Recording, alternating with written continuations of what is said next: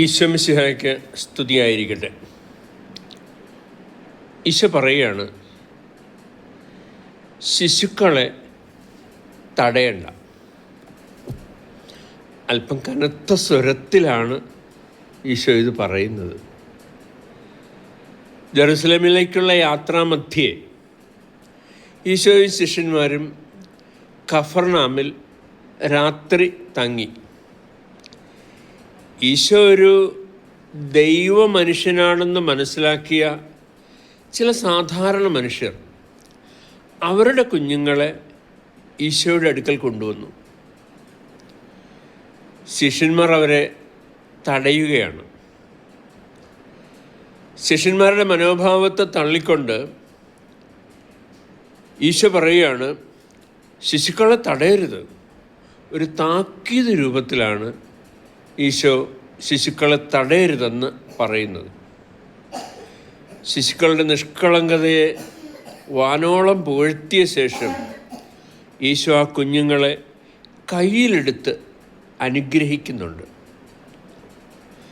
കുട്ടികളെ കൈവപ്പ് പ്രാർത്ഥനയ്ക്കായി വൈദികരുടെ അടുക്കൽ കൊണ്ടുവരുന്ന രീതി ഇന്നും നമ്മുടെ ഇടയിൽ നാം കാണുന്നുണ്ട്. മുതിർന്നവർക്കുമുണ്ട് ചില അനുഭവങ്ങൾ. എൻ്റെ ഭാര്യയെ വിടാതെ പിന്തുടർന്നിരുന്ന തലകറക്കം ഞങ്ങളുടെ ഫൊറോന വികാരിയുടെ കൈവപ്പ് പ്രാർത്ഥന വഴി പൂർണ്ണമായും സൗഖ്യപ്പെട്ടിട്ടുണ്ട്. ഞങ്ങളുടെ ആശ്രമശ്രേഷ്ഠൻ്റെ കൈവപ്പ് പ്രാർത്ഥന വഴി എൻ്റെ രക്തവാതത്തിന് നല്ല ശമനമുണ്ടായതും ഇതിനോട് ചേർത്ത് വായിക്കാവുന്നതാണ്. ശിഷ്യന്മാർ ചിന്തിച്ചത് ഇങ്ങനെ ആവണം: ഈ ശിശുക്കൾക്ക് കാര്യമായ രോഗങ്ങളോ പീഡകളോ പൈശാചിക ബന്ധനങ്ങളോ ഒന്നുമില്ല. പക്ഷേ ഈ രോഗങ്ങളും പീഡകളും ബന്ധനങ്ങളും ഒക്കെ ഉള്ള ഒത്തിരി മുതിർന്നവരുണ്ട്. അവർ ഈശോയുടെ അടുക്കൽ വരുന്നുണ്ട്. അവരെ ഈശോയ്ക്ക് സൗഖ്യപ്പെടുത്തേണ്ടതുണ്ട്.